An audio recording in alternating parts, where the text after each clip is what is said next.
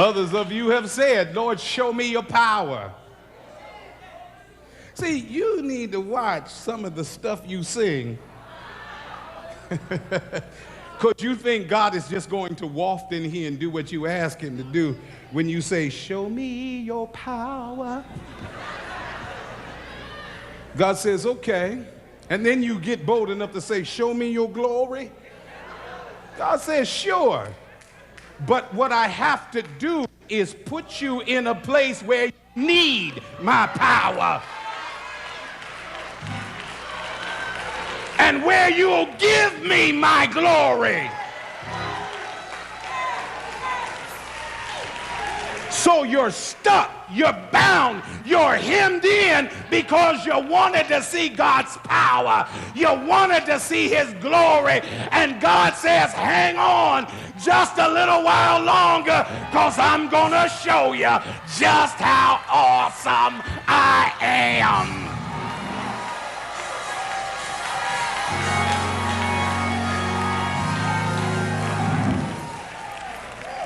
Calm down, High.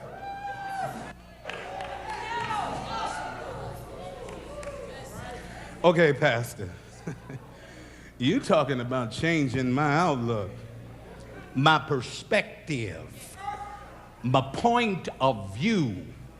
Listen, let's be real, Pastor. Sometimes a change like that is much easier said than done. Mindsets are notoriously hard to mend, and attitudes are tremendously difficult to adjust. All of this is true, but changing our perspective is not an impossible task, and it is well worth the effort.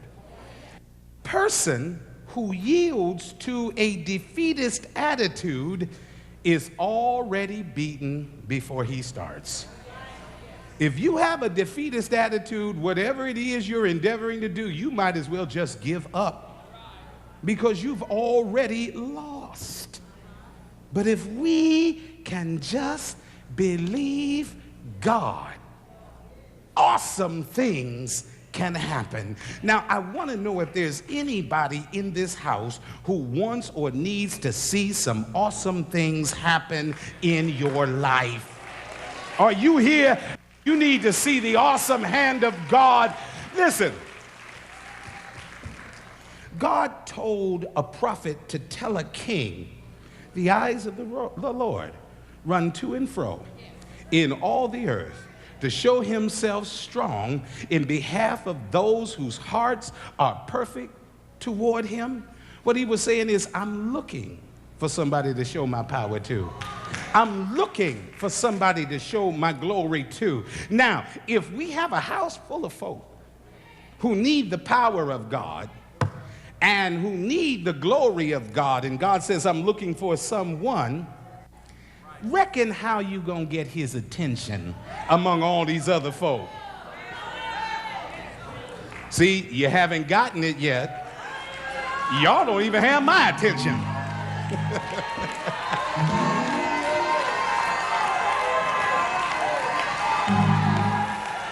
Somebody better send up a flare.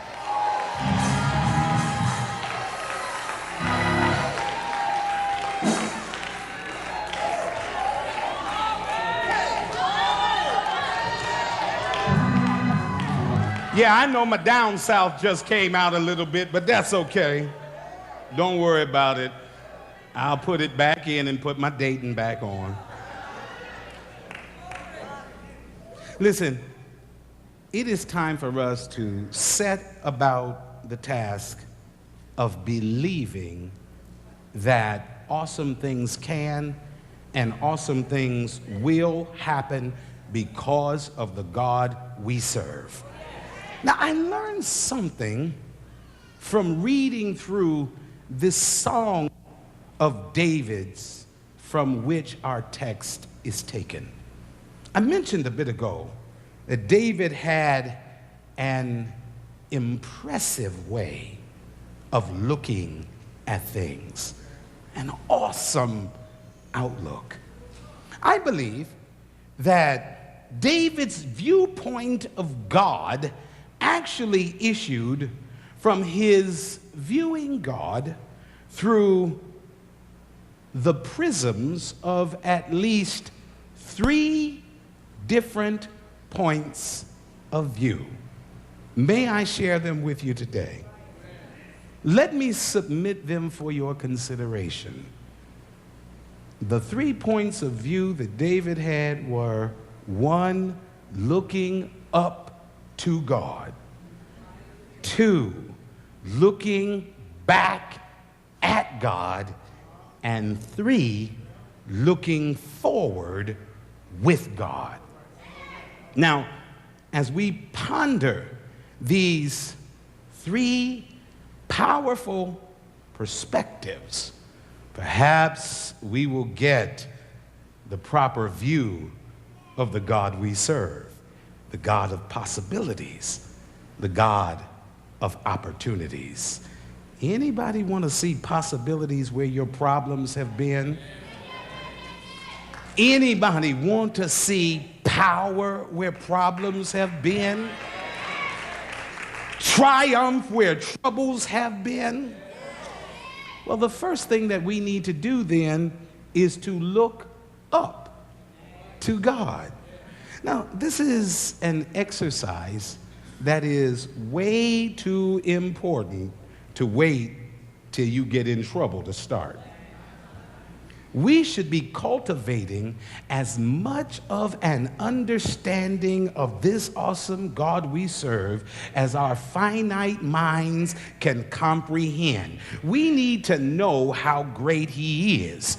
We need to know how powerful He is. We need to know how good the Lord is. And how do we accomplish this? Well, we get to know God through His Word. We get to know God through prayer. And we get to know God by watching Him move in our lives. And as we do these things, we begin to see just how powerful God is. We come to recognize that God can do anything that He said He would do. And we come to understand that He is able to do exceeding abundantly above all that we ask or think. God can do more than you can conceive. Now, as David got to know God Himself, he wrote of God in this song. And listen to what he said of God. He said, "The Lord is my rock.